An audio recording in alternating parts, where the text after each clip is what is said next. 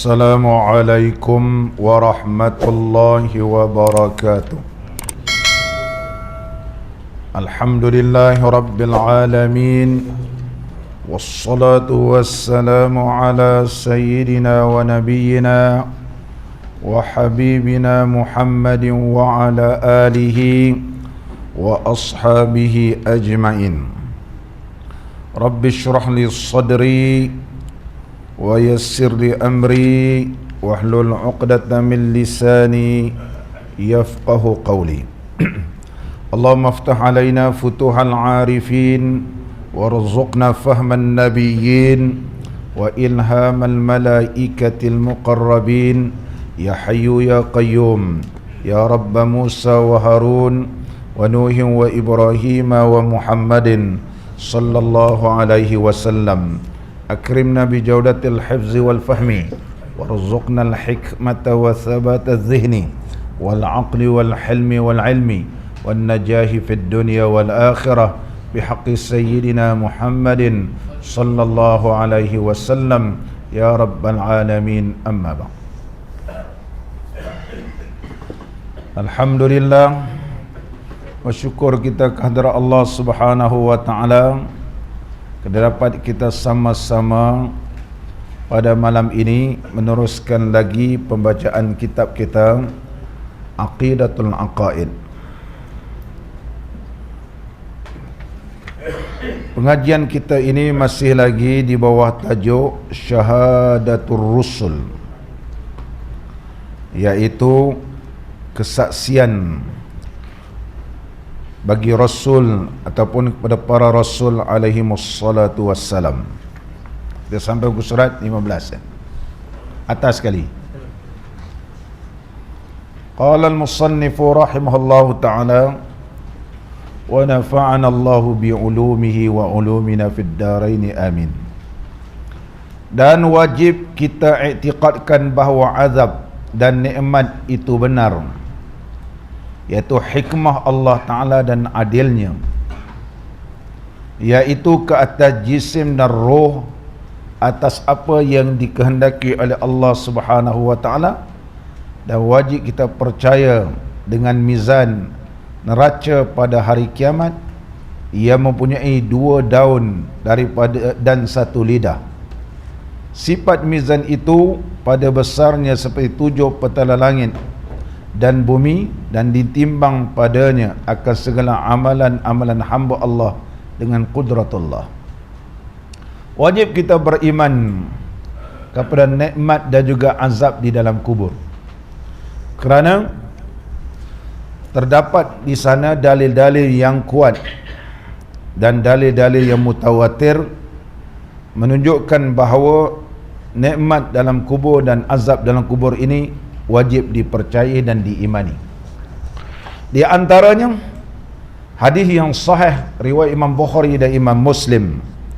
Imam Bukhari meriwayatkan hadis dalam bab Al-Janaiz jilid yang ketiga hadis yang ke-286, dan Imam Muslim dalam bab Taharah jilid yang pertama hadis yang ke-240, bahawa sesungguhnya diriwayatkan daripada Abdullah bin Abbas radhiyallahu anhuma, Nabi SAW lalu di atas 2 perkuburan. Nabi SAW lalu di atas 2 perkuburan. Bila lalu di atas 2 perkuburan ni ada 2 kubur, Nabi pun berhenti dan bersabda, innahuma la yu'azzabani wa ma yu'azzabani fi kabir. Innahuma, sesungguhnya 2 kubur ni, la yu'azzabani, sedang diseksa. Dua-dua ni sedang diseksa. Wa ma yu'azzabani fi kabir, dan dua-dua ni diazab fi kabir. Nabi SAW menyebut fi kabir kerana dosa besar. Dosa besar. Dihitungkan dosa ni adalah dosa besar, oleh sebab itulah mereka itu diseksa oleh Allah Ta'ala. Ini nak menunjukkan bahawa dalam kubur ni ada seksaan. Amma ahaduhuma fakana la yastabri'u minal bauli. Ni satu kubur ni, bila dia kencing tak toskan dia tak istibra'. Mana barangkali kalau dia berjalan-jalan menitik lagi. Sunat iaitu kita istibra', sama ada kalau bagi lelaki mengurut-urutkan kemaluannya ataupun berdehem sehingga yakin bahawa sudah bersih semua. Ini istibra' nama dia. Bagi perempuan iaitu menekankan ari-ari keluar, itu istibra' nama dia. Disebabkan tidak istibra' dengan betul, kalaulah ianya semayang ditakuti ada lagi titisan air kencing berada di dalam seluar dia ataupun panties dia ataupun spender dia ni, jadi semayang dia tidak sah. Oleh sebab itulah mereka tidak istibra' minal bauli ini kesannya diseksa dalam kubur. Diseksa itu apatah lagi orang kencing tak basuh. Ini makna tak istibra' pun diseksa dalam kubur. Yang kedua, wa ammal akharu fakana yamshi bin namimati. Yang lagi satu kubur ni kerja dia laga-laga ke orang. Jumpa orang ni dia lagakan dengan orang ni. Jumpa dengan orang ni dia lagakan orang ni sehingga orang ni bergaduh. Ini nama namimah. La yadkhulul jannata nammamun. Tidak akan masuk syurga orang yang suka laga-laga orang ni. Kerja ni laga-laga orang. Tak kira lah dalam Facebook ke dalam apa ke, kalau kerja nak melaga orang, namam nama dia. Nama dia namam. Dua-dua sedang diseksa. Summa da'a bi jaridatin ratabatin. Kemudian Nabi sallallahu alaihi wasallam minta bawakan dua pelepah tamar. Bawakan pelepah tamar yang masih lagi basah. Masih lagi tidak kering. Fashaqqaha nisfaihi. Kemudian Nabi sallallahu alaihi wasallam belahkan jadi dua. Faqala la'allahu, jadi Nabi sallallahu alaihi wasallam bersabda, la'allahu yukhaffafu anhuma, mudah-mudahan diringankan siksaan keduanya ini, ma lam yaibasa, selama mana ianya masih lagi basah. Masih lagi basah. Kalau pelepah tamar pun boleh meringankan azab kubur, apatah lagi kalau doa dan sebagainya. Doa dan sebagainya. Oleh sebab itulah kalau kita ziarah kubur, penghuni kubur ni kalau dia tahu kita ni, dia kenal kita. Kalau dia kenal kita, maka dia rasa senang kehadiran kita. Kalau dia kenal kita, dia rasa senang di atas kehadiran kita. Kalau dia tak kenal, dia akan jawab juga. Dia akan jawab walaupun dia tak kenal kita. Sebagaimana sabda Nabi sallallahu alaihi wasallam, ma min rajulin yazuru qabra akhihi. Diriwayatkan daripada Sayyidina Aisyah radhiyallahu anha. Saya petik hadis ni dalam kitab Ar-Ruh Syekh Ibn Qayyim. Mana golongan-golongan Wahabi dan Salafi ni, kalau kita baca kitab Imam Ghazali dia tak boleh terima. Yang betul Ibn Qayyim, Ibn Taimiyah dia. Saya petikkan pandangan Ibn Qayyim dalam kitab Ar-Ruh. Ibn Qayyim banyak cerita mak mati. Ibn Qayyim cerita bab sedekah pahala. Tapi Wahabi Malaysia sedekah pahala tak sampai. Itu yang pelik tu.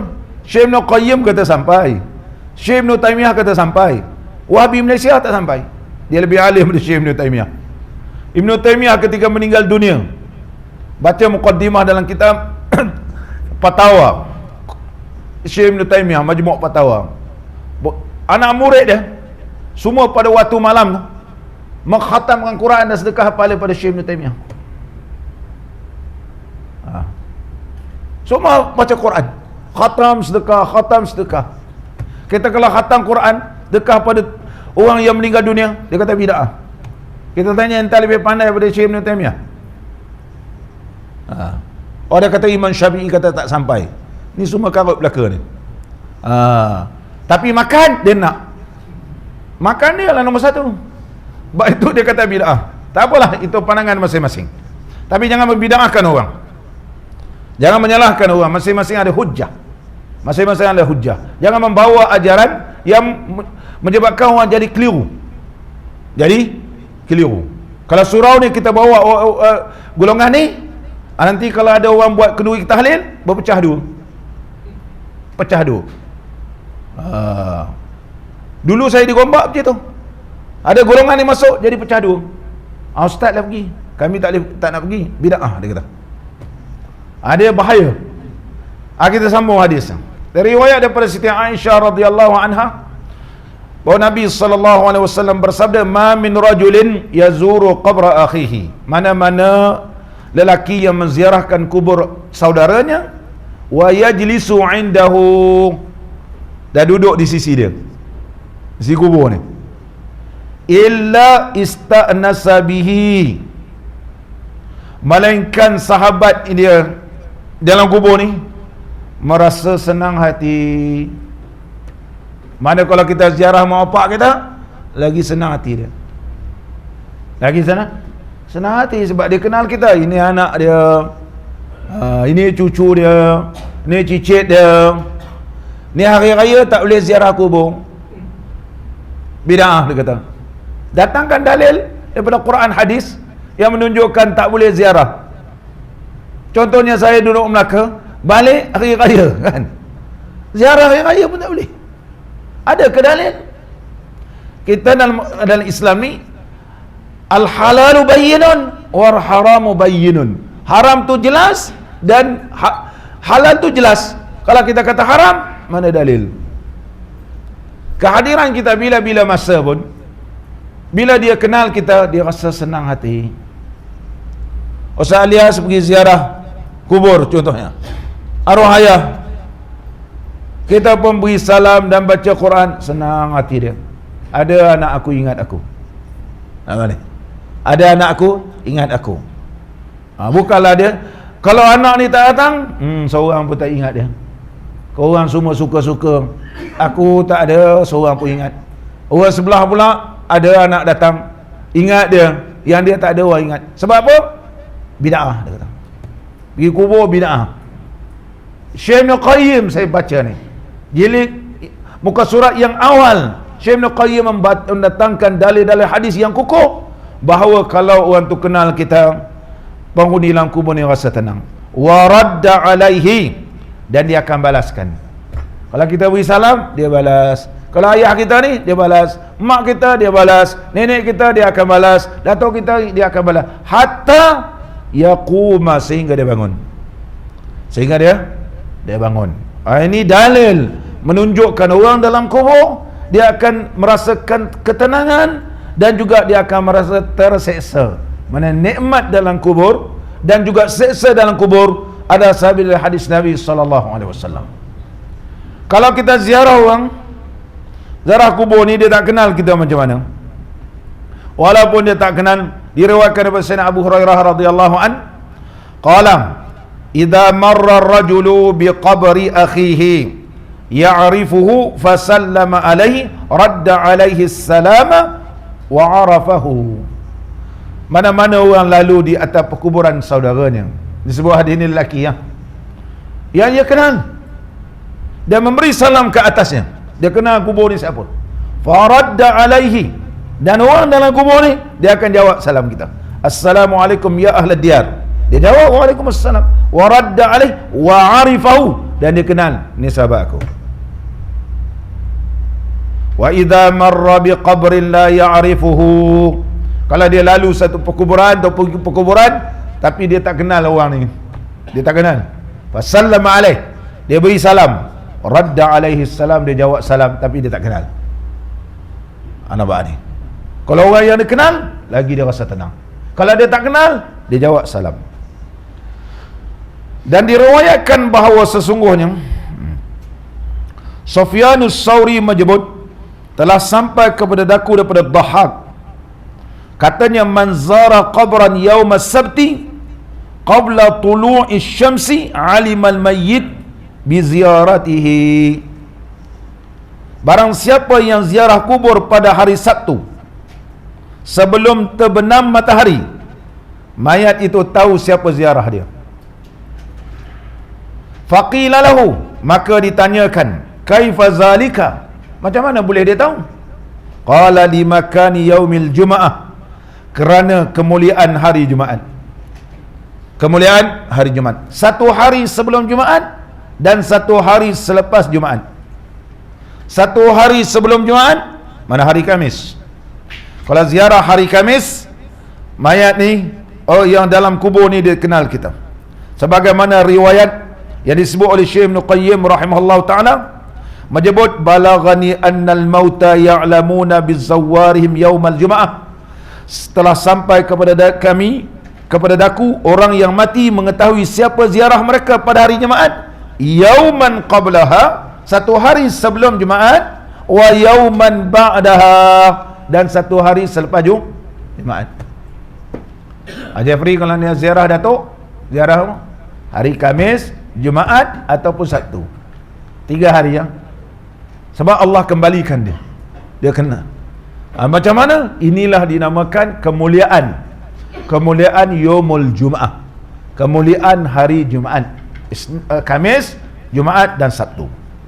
Muslimin dan muslimat yang dirahmati oleh Allah, jelas daripada hadis-hadis yang kita bacakan tadi menunjukkan keselesaan dalam kubur itu nikmat Allah berikan.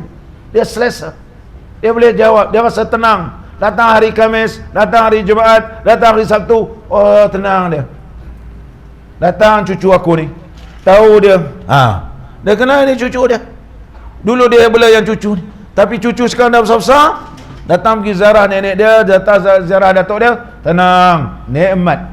Apabila kita beriman dengan Allah bahawa nikmat kubur dan azab kubur ni sabit, sebagaimana tadi hadis yang menceritakan seksa dalam kubur ataupun azab dalam kubur, yang kemudian kita baca hadis yang menunjukkan bahawa nikmat di dalam kubur. Muslimin dan muslimat yang dirahmati oleh Allah, diriwayatkan daripada Zaid bin Sabit radhiyallahu an. Hadis ini hadis sahih diriwayatkan oleh Imam Muslim. Imam Muslim telah meriwayatkan dalam bab perihal syurga dan sifat nikmat dalam syurga, jilid yang keempat, hadis yang ke-3159. Riwayatnya berbunyi, bainama Rasulullah sallallahu alaihi wasallam fi haidin li Bani Najjar. Sedang mana Nabi sallallahu alaihi wasallam lalu satu kebun Bani Najjar, ala baghlatihi, di atas baghalnya, iaitu naik atas baghal. Nahnu ma'ahu, sedangkan kami bersamanya. Kata Zaid bin Sabit ni, iz, tiba-tiba, hadat bihi fakanat talqihi, tiba-tiba baral ni dia pecut laju begitu, begitu.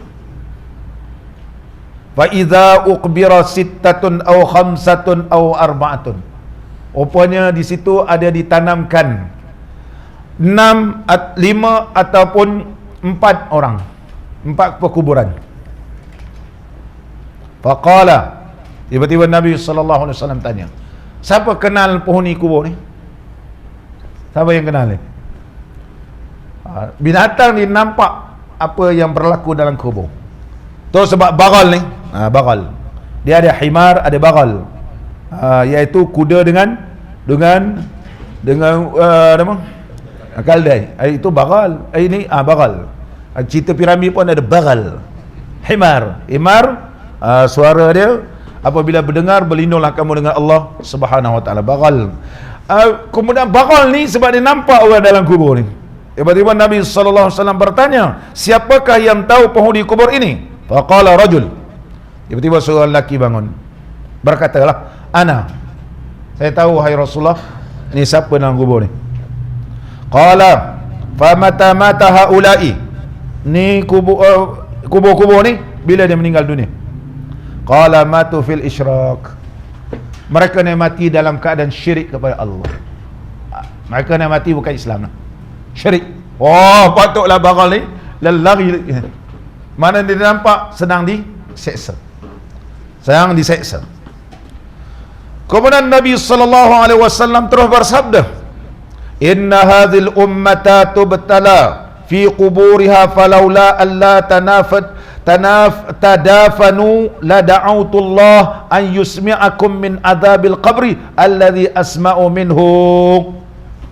Dia kata sesungguhnya umatku akan diuji, akan dibalas dalam kubur dia. Kalaulah tidak ditanam, nescaya aku mohon pada Allah Ta'ala an yusmi'akum min azabil qabri, supaya dia memperdengarkan kepada kalian semua tentang azab kubur. Sebab dia dah tanam ni, semua pun tak tahu. Tetapi aku mendengar. Kemudian Nabi SAW menghadapkan muka kepada kami dan terus bersabda, ta'awwadhu billahi min azabil qabri. Berlindunglah kalian sekalian dengan Allah daripada azab kubur, daripada azab neraka.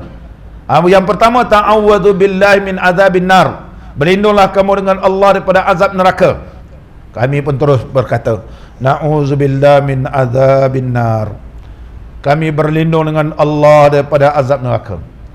Hadis yang kedua, kemudian Nabi SAW bersabda, ta'awwazu billahi min azabil qabri. Berlindunglah dengan Allah daripada azab kubur. Kami pun terus berkata, na'udzubillahi min azabil qabri. Kami berlindung daripada azab kubur. Kemudian yang ketiga pula, Nabi SAW bersabda lagi, ta'awwazu billahi minal fitani ma zahara minha wa ma batan. Berlindunglah kalian semua dengan Allah daripada fitnah yang zahir dan non batin. Dan kami terus berkata, na'udzubillahi minal fitani ma zahara minha wa ma batan. Kami berlindung dengan Allah daripada fitnah sama ada yang zahir ataupun yang batin. Zahir nampak, batin tak nampak dalam kubur. Kemudian terus Nabi bersabda lagi, ta'awwadhu billahi min fitnatid dajjal. Berlindunglah kalian semua dengan Allah daripada fitnah dajjal. Dan kami pun terus berkata, na'udzubillahi min fitnatid dajjal. Kami berlindung daripada Allah, dengan Allah daripada fitnah dajjal. Allahu Akbar. Ini dalil hadis yang sahih, menyuruhkan kita supaya berlindung dengan Allah daripada azab neraka, daripada azab kubur, daripada fitnah zahir dan batin, daripada fitnah dan dajjal. Begitu juga dalam riwayat yang lain daripada Abi Hurairah radhiyallahu an, hadis yang riwayat oleh Imam Muslim juga. Imam Muslim meriwayatkan dalam bab al-masajid, idza faragha ahadukum minat tasyahhudil akhir. Apabila selesai seseorang di antara kamu tasyahud akhir, macam fil alamin innaka hamidum majid, kita habis dah tasyahud akhir, falyata'awwaz billahi min arba'in. Maka berlindunglah 4 perkara ini dengan Allah Ta'ala. Apa dia? Min azabi jahannama. Allahumma inni a'udzubika min azabi jahannam, daripada azab neraka jahannam. Yang kedua, min azabil qabri, daripada azab kubur.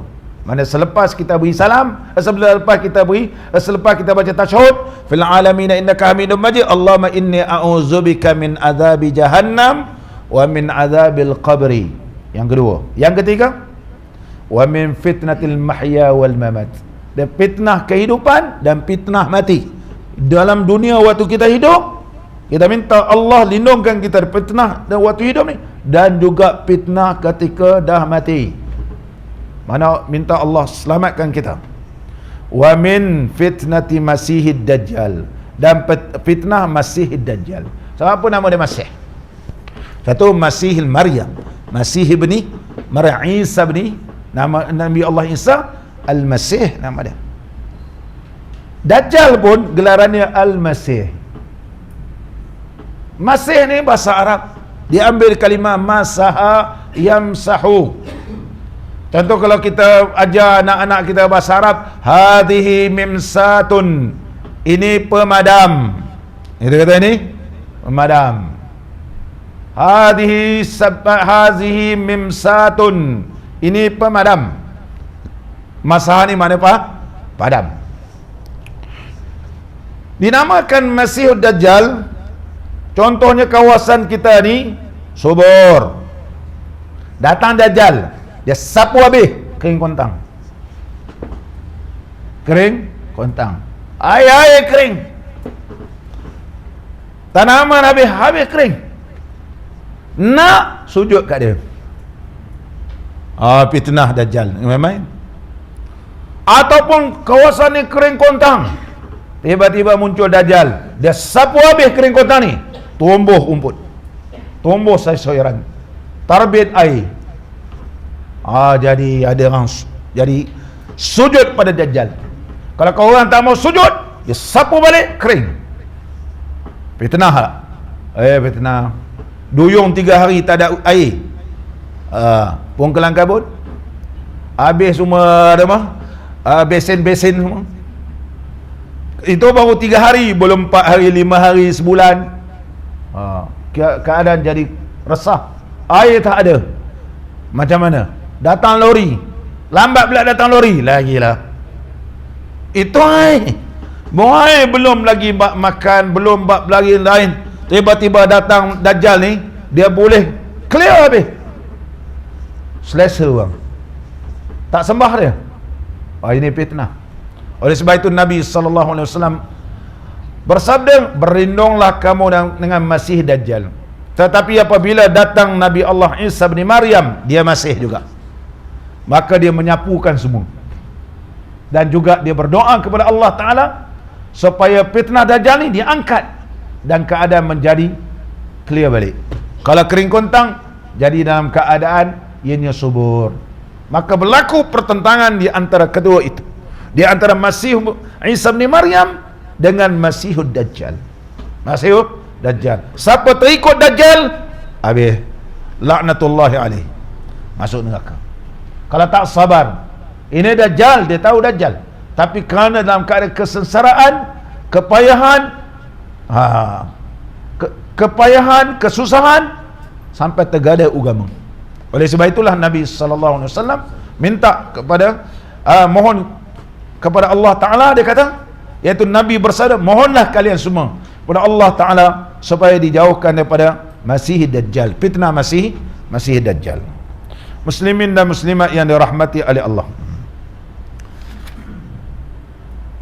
apakah kelebihan, apakah dia kelebihan azab kubur ni?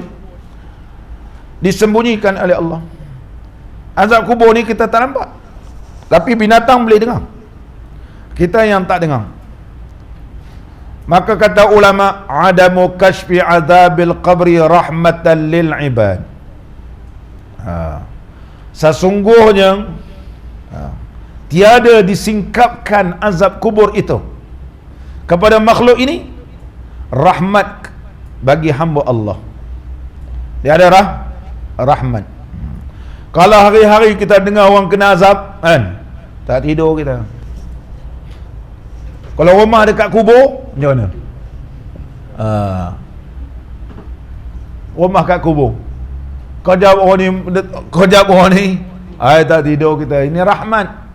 Hanya kita beriman, Allah dah beri rahmat, kamu tak dengar sesaan orang dalam kubur, supaya kamu berhati-hati, supaya kamu sentiasa mempersiapkan diri untuk menemui mati ini. Jangan sampai kamu menyesal apabila sudah dicabut oleh Allah nyawa kamu. Ini disebut oleh ulama, wasirul mas'alah anna hadhihi as-sa'ata wad-dayiqa wal-ida'ata wal-hadrata wan-nar laisa min jinsil ma'hud fi hadzal alam. Oleh sebab itu, sesungguhnya rahsia permasalahan dilapangkan kubur, disempitkan kubur, diterangkan kubur, datangnya api neraka dan sebagainya ni, ini bukanlah termasuk yang dijanjikan dalam alam ini. Kalau semua alam ini semua orang nampak, tak boleh kerja orang. Baru nak pergi kerja, lalu kat kubur dah nampak, patah balik. Maka itu yang dijanjikan oleh Allah. Allah janjikan supaya kamu mengabdikan diri kepada Allah. Fantashiru fil ardi wabtaghu min fadlillah. Pergilah kamu bertebaran di muka bumi Allah, cari rezeki. Tapi azab, nikmat memang ada dalam Quran dan juga dalam hadis Nabi sallallahu alaihi wasallam. Muslimin dan muslimat yang dirahmati oleh Allah Subhanahu wa taala. Azab kubur ini adalah dikategorikan juga sebagai azabul barzakh. Sepatutnya seorang yang Muslim mengetahui bahawa azab kubur dan nikmat itu, ia adalah satu nama daripada azab barzakh dan juga nikmat dalam barzakh.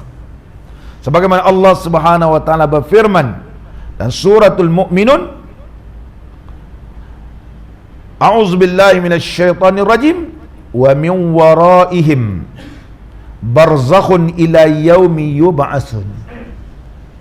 Wa min waraihim, di sebalik mereka itu ada barzakh, sehinggalah hari dibangkitkan. Maka barzakh ini termasuklah alam barzakh, termasuk alam kubur. Dinamakan azab kubur dan nikmatnya juga. Oleh sebab itu disebut juga sebagai taman-taman syurga dan juga lubang-lubang api neraka. Allah maja'al qabrahu raudatan min riyadil jannah. Ya Allah Tuhan, ya Allah ya Tuhan kami, jadikanlah kuburnya taman syurga, di antara taman-taman syurga. Dan begitu juga jauhlah ia daripada, dan jangan jadikan kuburnya daripada lubang api neraka. Lubang api neraka. Muslimin dan muslimat yang dirahmati oleh Allah Subhanahu wa taala. Ini cerita tentang alam barzakh. Apakah di antara sebab-sebab diseksa penghuni kubur ni? Banyaklah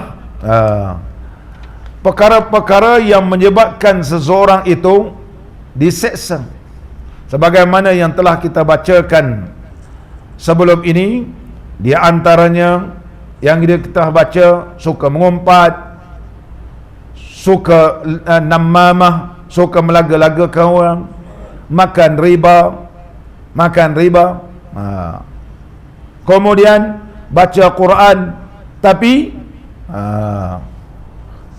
malam baca Quran. Nabi mengingatkan kepada kita, man yaqra'ul Quran summa yanamu an.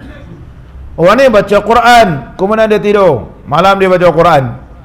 Wala ya'malu bihi bin nahar, tapi siang hari tak seperti apa dibaca Quran waktu malam. Malam baca Quran, siang menyalahi apa yang dibaca Quran malam tadi. Ini mengundang bala Allah, mengundang siksaan, iaitu azab di dalam kubur. Di antaranya tak semayang, banyaklah, termasuk di dalam dosa-dosa besar yang dikumpulkan oleh Al-Imam Az-Zahabi dalam kitab beliau Al-Kabair li Imam Az-Zahabi, iaitu dosa-dosa besar. Tengkira baca lagi dosa-dosa besar. Karangan Al-Imam Az-Zahabi rahimahullah ta'ala telah diterjemahkan sekarang. Dan seterusnya, muslimin dan muslimat yang dirahmati oleh Allah, apakah dia sebab-sebab yang boleh menyelamatkan daripada azab kubur? Di antaranya yang disebut oleh ulama, iaitu membaca suratul Mulk. Baca suratul Mulk. Sebagaimana sabda Nabi sallallahu alaihi wasallam, suratul Mulk ini dinamakan suratul Munjiyah. Suratul Mulk iaitu dinamakan suratul Munjiyah. Inna surata salasina ayatan, sungguh surah 30 ayat, syafa'at fi sahibiha, memberi syafaat ia pada tuan yang baca, hatta ghufira lahu, sehingga diampunkan dosa. Apa dia? Tabarakalladzi biyadihil mulk. Itu suratul Mulk. Dan satu riwayat daripada Abdullah bin Abbas radhiyallahu anhuma, katanya, fa idza qubira insanun yaqra'u suratal Mulk hatta khatamaha, apabila dikuburkan manusia yang membaca ia suratul Mulk sehingga ia khatam, faqala an-nabiy sallallahu alaihi wasallam, hiya al-mani'atu munjiyatu tunjihi min adzabil qabri, surah itu menghalangkan ia daripada siksaan dan menyelamatkan ia, dan ianya menyelamatkan daripada azab kubur. Ini dalil yang menunjukkan tentang kelebihan surah-surah dalam Al-Quranul Karim. Sama balik kita kata, qala al-musannifu rahimahullahu ta'ala,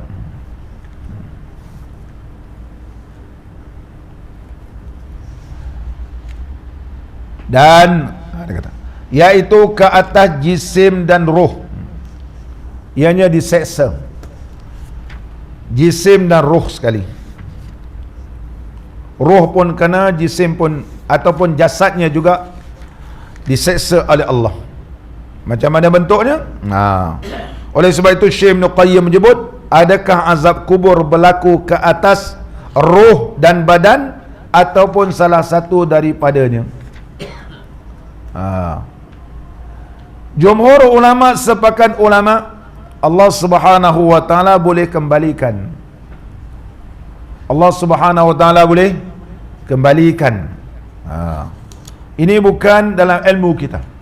Nanti orang tanya pula, Syekh Ibn Qayyim sebut, macam mana, mungkin orang tanya macam mana malaikat boleh masuk dalam tanah? Mana ada ruang? Kita dah tanam, macam mana boleh datang malaikat pula? Ketahuilah bahawa malaikat ini dia adalah jismul latif, dia adalah nur. Oleh sebab itu malaikat ia boleh menembusi, kerana dia bukan jisim yang kasar seperti kita, tapi dia adalah jismun latif. Oleh sebab itu dalam ilmu tauhid kita belajar bahawa malaikat ialah jismun latif, jisim yang halus dan boleh menembusi walaupun ditanam dalam kubur. Dan malaikat ini akan datang dan akan bertanya, sebagaimana hadis yang telah kita bacakan, menusi kita man rabbuka wa ma nabiyuka dan sebagainya. Seterusnya lagi, qala al-musannifu rahimahullahu taala wa nafa'ana Allahu bi ulumihi fid darain amin.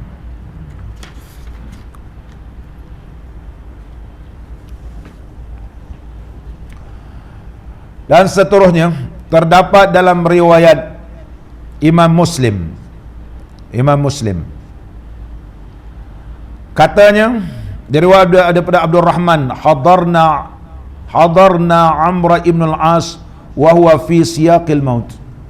Amr bin al-As ketika itu dalam diambang kematian. Fabaka tawilan, dia menangis. Amr bin al-As gamdom sih. Sampai sekarang ada masjid Amr bin al-As. Rasulullah utuskan sana. Menangis dia, lama menangis. Dan memandang kepada dinding waktu nak mati. Jadi anak lelaki dia tanya, ma yubkika ya abata, wahai bapakku, kenapa menangis? Qala apakah tidak Rasulullah sallallahu alaihi wasallam telah menggembirakan begini. Anak dia cakap ke ayah dia. Ayah dia menangis je. Fa aqbala biwajhi, kemudian Amr bin As pandang dia, anak dia, dan berkata, inna afdala ma na'uddu syahadata an la ilaha illallah wa anna muhammadar rasulullah. Seafdal sebaik-baik yang telah kami sediakan ialah kalimah syahadah la ilaha illallah muhammadar rasulullah. Ini yang sebaik-baik yang telah kami sediakan. Mana dia lah begitu. Wa inni kuntu ala atbaqin salas,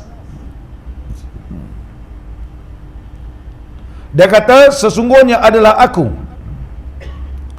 di atas tiga tabaqat, tiga lapisan, tiga keadaan.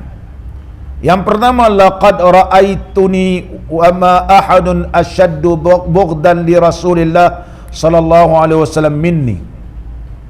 Dia kata pada permulaannya, tidak ada seorang makhluk yang paling aku benci malaikat Rasulullah sallallahu alaihi wasallam. Peringkat awal. Wala ahabbu ilayya min akuna qad istamassaktu faqataltuhu law muttu ala zalik tilkal hal. Dia kata aku cukup benci kalau aku dapat tangkap aku bunuh terus, tapi kalau aku melakukan semua rupa ketika itu, dan saya bahawa aku mati dalam kafir. Ini mereka awal dia kata, la kuntu min ahli nar, pasti aku ahli neraka.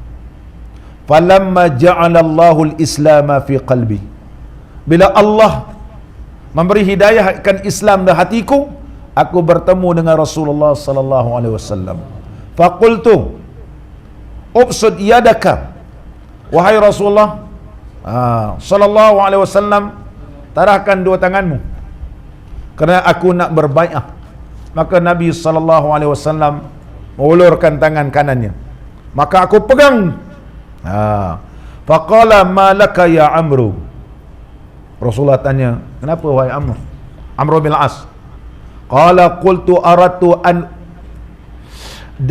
dia menjawab, wahai Rasulullah, aku nak bahawa disyaratkan kepada aku.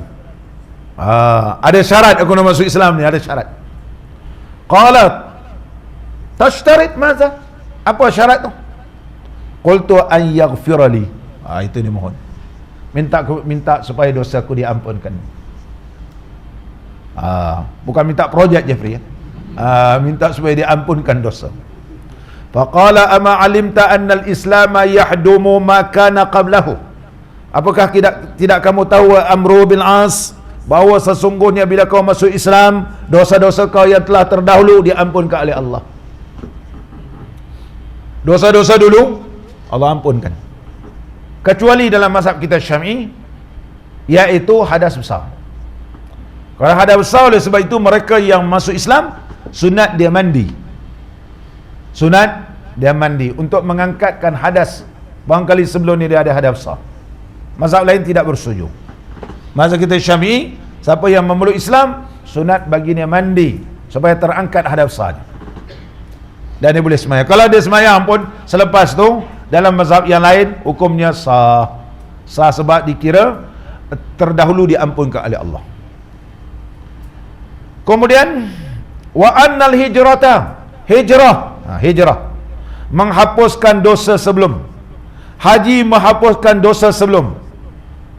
Kemudian Amr bin As berkata, semenjak hari itu tidak ada seseorang yang paling ku cintai melainkan Rasulullah sallallahu alaihi wasallam, dan aku tak sangguplah nak berpisah dengan Nabi sallallahu alaihi wasallam, sehingga mataku ini dipenuhi dengan ijlalan lahu, memuliakan, mengagungkan Nabi sallallahu alaihi wasallam. Kalau orang tanya aku, bagaimana Rasulullah sallallahu alaihi wasallam? Dia kata, nescaya tidak aku akan dapat menggambarkan dan menceritakan kepribadian Nabi sallallahu alaihi wasallam. Tak dapat nak ceritakan. Sekarang ini Rasulullah sallallahu alaihi wasallam sudah meninggal dunia. Dah wafat. Masalah sekarang sudah wafat, dan aku tinggal sekarang. Aku tidak tahu adakah aku termasuk ahli syurga ataupun aku ahli neraka. Dulu bersama-sama dengan Rasulullah, sekarang ni Allahu Akbar, aku tak tahu. Sebab itu aku menangis, sebab Rasulullah dah tak ada. Tu aku menangis sekarang ni, sebab aku begitu rindu dan sayangnya dengan Nabi sallallahu alaihi wasallam. Sehingga Amr bin As berkata, dan sesungguhnya disebut waqad zukira an jama'ati minas salaf annahum ausu an yuqra 'inda quburihim waqta dafni. Dan mereka termasuk ulama-ulama salaf dan para sahabat sebelum ini telah mewasiatkan bahawa dibacakan di kubur mereka ayat Quran apabila ditanam. Ini Syekh Ibn Qayyim sebut dalam kitab ni. Macam kalau kita baca ayat Quran waktu nak tanam kan, setengah tempat sini ustaz baca surah apa? Kalau orang kampung saya dia baca hal ata alal insan, paling mudah kan, cerita bab kiamat. Cerita bab kiamat, hal ata alal insan suratul dahri. Baca surah Yasin panjang sangat, suratul dahri. Mana dibacakan dan diriwayatkan kepada Abdullah bin Umar, anak Sayyidina Umar radhiyallahu an, memerintahkan an yuqra'a inda qabri suratul Baqarah. Suratul Baqarah, iaitu Abdullah bin Umar mewasiatkan dibacakan di si kuburnya suratul Baqarah. Baca surah Baqarah. Paling mudah kalau ikut riwayat, awal surah Baqarah dan akhir surah Baqarah. Alif Lam Mim dan juga akhir amanar rasulu bima. Ni ada nas, bukan bid'ah. Ada nas. Baca kitab Ar-Ruh karangan Syekh Ibn Qayyim rahimahullah ta'ala. Seterusnya kita cerita bab kubur ni tak habis kita. Cerita bab kubur. Qala al-musannif rahimahullah ta'ala, dan beriman dengan neraca. Beriman dengan neraca. Sebab beriman dengan mizan ini, kita perlu beriman bahawa amalan kita ini akan dihisap oleh Allah. Allah Subhanahu wa taala berfirman dalam surah Fussilat ayat 19 hingga 23. Wa yauma yuhsyaru a'da'ullahi ilan nar fahum yuzaun. Pada hari dikumpulkan semua musuh Allah ke neraka. Mereka dikumpulkan. Hatta idza ma ja'uha, apabila semua datang, syahida alaihim sam'uhum, pendengaran mereka jadi saksi, wa absaruhum, pandangan mereka, mata mereka jadi saksi, mana telinga, mata, wa juluduhum, kulit-kulit pun jadi saksi, bima kanu ya'malun, dengan sebab mereka lakukan perkara tersebut. Wa qalu li juludihim, mereka pun tanya pada kulitnya, lima syahidtum alaina, kenapa pula kau jadi saksi pada aku? Qalu antaqana Allahu alladhi antaqa kulla syai'in, aku ni boleh bertutur sebab Allah yang berikan aku boleh bertutur. Sebab apa semua ni jadi saksi? Supaya keputusan Allah terus kayak itu. Kalau bicara dalam dunia sekarang ni, dia lama. Soal utama, soal balas, soal semula ini bicara. Soal utama. Ada saksi utama beri keterangan. Kemudian ada soal balas. Soal balas ni lama pula tu. Soal utama kadang-kadang makan masa. Tu baru seorang saksi. Kalau 10 orang saksi, 10 orang saksi. Kemudian sapina sana macam-macam. Sampai ketua bicara. Bila keputusan, kalau di waktu kiamat besok gitu juga, lambat orang nak masuk neraka. Maka siapa saksi? Saksi utama dia tubuh badan. Tangan kata aku yang buat, kulit dia pun kata.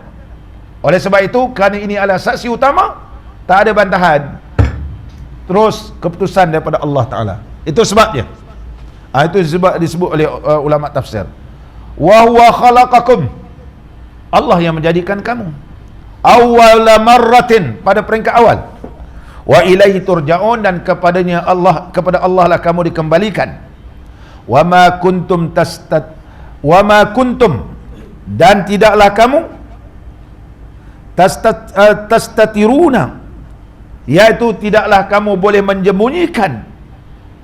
Nak menyembunyikan apa? Pendengaran kamu, penglihatan kamu, kulit kamu, sebagaimana kamu menyangka bahawa Allah tak tahu semua ni. Tak boleh lah. Allah sebut dalam surah Fussilat, wala absarukum wala juludukum walakin zanantum annallaha la ya'lamu katsiran mimma ta'malun wa dzalikum zannukum alladhi zanantum bi rabbikum ardakum. Sesungguhnya apa yang kamu sangka itu menjahanamkan kamu lah, membinasakan kamu. Fa asbahtum minal khasirin, maka jadilah kamu orang yang rugi. Maka oleh sebab itu, dalil daripada Quran dalam surah Fussilat ayat 19 sehingga 23 mengingatkan kepada kita semua ini akan menjadi saksi, akan dihisap semua. Oleh sebab itulah Nabi SAW bersabda, la tazalu qadama abdin, sentiasalah dua tapak kaki hamba Allah ini pada hari kiamat. La tazalu, mana tidak tergelincir. Dia dua tapak ni sama ada tergelincir ataupun tidak. Ada 4 soalan ditanya. Ada 5 soalan. Yang pertama ditanyakan umur, ke mana kamu habiskan umur kamu? Fima afdah. Bagi orang muda, wa an syababi fima ablah, ketika mana kamu muda, ke mana kau habiskan umur mudamu? Habis umur muda kita ni, habis umur muda, mana kita habiskan? Sekarang dah tua ni, Allah tanya. Wa an malihi, harta yang kau dapat sekarang ni, dari mana kau dapat? Ke mana kamu nafkahkan? Wa maza amila fima alima. Yang kelima, apa yang kau amalkan daripada ilmu yang kamu dapat? Siapa dapat selesai ni, tetaplah dua tapak kaki dia. La tazal makna tidak tergelincir dua tapak kakinya. Tetapi kalau di antara 5 soalan ni tidak dapat, tergelincir habis. Tergelincir. Dan seterusnya mizan, timbangan. Allah Subhanahu wa taala berfirman dalam Quran dalam surah Al-Anbiya ayat 47. A'udzubillahi minasyaitonir rajim. Wa nada'ul mawazinal qista liyaumil qiyamah. Dan kami letakkan timbangan yang adil pada hari kiamat. Fala tuzlamu nafsun syai'a. Tidak ada seseorang pun dizalimi. Wa in kana mithqala habbatin min khardalin atainaha biha. Walaupun sebesar biji sawi, kami tanya, kami timbang. Wa kafa bina hasibin. Cukup lagi kami ini yang akan menghisapnya. Walaupun sebesar zarah. Walaupun sebesar zarah akan ditimbang. Sebagaimana kita biasa baca dalam surah Az-Zalzalah. Faman ya'mal misqala dzarratin khairan yarah. Walaupun sebesar zarah kebaikan, Allah perlihatkan. Wa man ya'mal misqala dzarratin syarran yarahu. Barang siapa yang buat jahat walaupun sebesar zarah, yarahu, ia akan perlihatkan. Tunggu soalan. Yang ditimbang ni apa benda yang ditimbang? Yang ditimbang ni apa dia? Ada 4 pandangan ulama tauhid berkaitan tentang amalan ditimbang ini. Apa yang ditimbang? Orang tu ditimbang, amalan ke ditimbang, ataupun apa dia?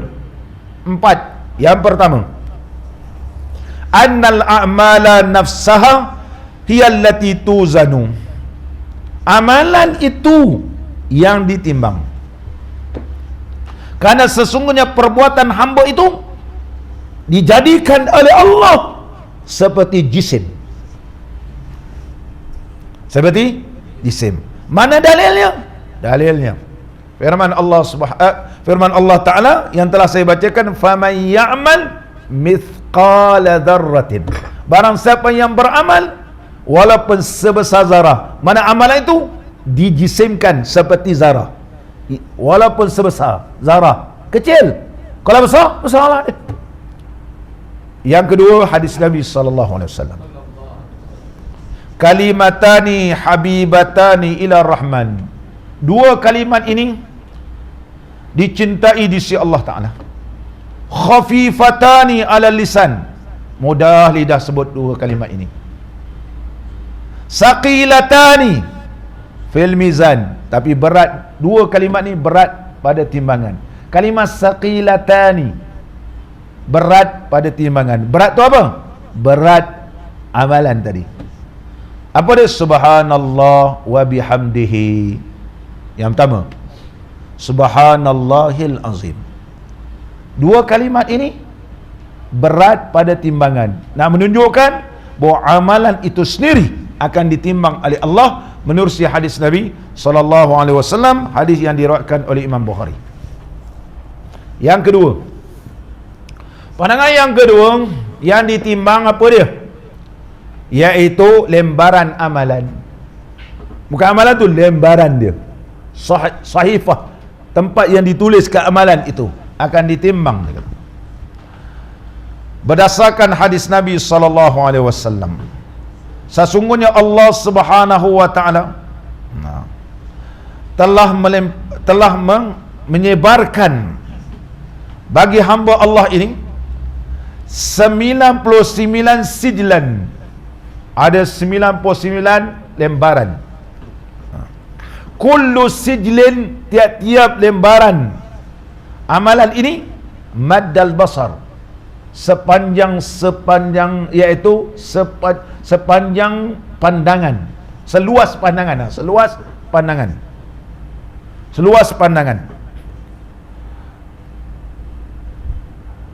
Ini menunjukkan dalam hadis bahawa yang ditimbang itu sahifah, lembaran-lembaran itu.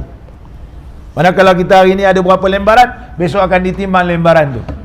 Ini pandangan yang kedua. Semua ada hadis.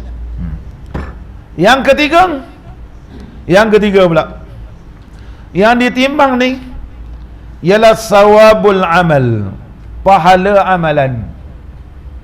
Kalau pahala ditimbang pahala, kalau dosa ditimbang dosa. Kesimpulannya semua ditimbang lah. Kalau nak ikutkan kesimpulannya berdasarkan hadis, lembaran pun timbang, amalan pun timbang, pahala pun timbang, begitu. Iaitu ditimbangkan ialah pahala amalan. Mana dalil? Dalilnya sabda Nabi SAW diriwayatkan daripada Nawas Ibn Sam'an, katanya aku telah mendengar Nabi SAW bersabda, yu'ta bil Qur'an yaumal qiyamati, pada hari kiamat besok didatangkan Quran, wa ahluh, dan juga didatangkan wa ahlih, dan juga tuan punya Quran, atau ahli Quran, mana orang baca ataupun hafal Quran ni, alladzina kanu ya'maluna fihi, yang mereka beramal dengan Quran. Siapa yang mula-mula depan, yang ke hadapan, tuqaddimuhu suratul Baqarah. Yang maju ke depan yang pertama surah Baqarah. Wa ali Imran, dan surat Ali Imran, surah Ali Imran. Wa daraba lahuma Rasulullah sallallahu alaihi wasallam salasata amsal. Maka Nabi sallallahu alaihi wasallam perumpamakan dua surah tadi, dua perumpamaan, tiga perumpamaan, iaitu ianya seumpama awan. Dua-dua surah ini besok siapa baca surah Baqarah dan Ali Imran, ghamamatani, seperti kumpulan awan yang menaungkan dia. Maknanya seperti kumpulan awan yang boleh menaungi mereka pada hari kiamat. Kalau orang dalam keadaan panas, dinaungkan oleh dua surah ini. Kalau ianya dalam keadaan diseksa, ianya dalam keadaan dua surah ini memayungkan dia. Dan juga seumpama bainahuma masyriqun ka'annahuma furqani min tayrin sawaf. Dan yang kedua seperti burung. Kalau kita tengok gerombolan burung ni atau perkumpulan burung ni begitu banyak begitu. Itulah umpama kelebihan surah ni. Jadi berdasarkan hadis ini menunjukkan bahawa yaji'u sawabu qiraatih, akan datang pahala bacaan surah. Mana akan ditimbang besok? Pahala ataupun dosa. Yang keempat, yang ditimbang ialah al-amilu nafsuhu, tuan punya badan yang ditimbang. Dalilnya berdasarkan hadis riwayat daripada Abi Hurairah radhiyallahu anhu, innahu la ya'ti ar-rajulul azimus samin, sesungguhnya akan datang lelaki yang gagah perkasa dan badan besar. Yaumal qiyamati la yazinu indallahi junahu ba'udatin, yang tidak berat timbangannya di sisi Allah, walaupun badan besar, badan gemuk, tapi ringan di sisi Allah Ta'ala, iaitu lebih ringan daripada kepak nyamuk. Nampak kepak nyamuk? Tak tahu. Begitulah, walaupun badan besar, tapi bila ditimbang ianya lebih ringan daripada kepak nyamuk, dia kata. Oleh sebab itu Allah berfirman, fala nuqimu lahum yaumal qiyamati wazna, maka kami tidak dirikan bagi mereka pada hari kiamat akan timbangan, walaupun badannya besar tetapi amalan sikit-sikitlah. Ini yang menunjukkan badan mereka tu ditimbang, tapi amalan sikit jadi sikit. Ada berapa pandangan? Ada 4 pandangan ulama tauhid berkaitan tentang mauzun, berkaitan tentang wazan ini, iaitu timbangan. Sirat, sirat ni panjang pula ni. InsyaAllah kita sambung akan datang. Mudah-mudahan pertemuan kita diberkati dan diradai oleh Allah Subhanahu wa taala. Bismillahirrahmanirrahim.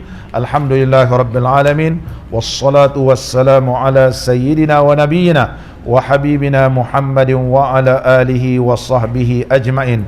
Allahumma ja'al jam'ana hadha jam'an marhuma wa tafarruqana min ba'dihi tafarruqan ma'suma wa la taj'al fina wa la ma'ana wa la man yatba'una syaqiyan wa la mahruman wa la matruda. Wa sallallahu ala sayyidina Muhammad wa ala alihi wa sahbihi wa baraka wa sallam. Walhamdulillahi rabbil alamin.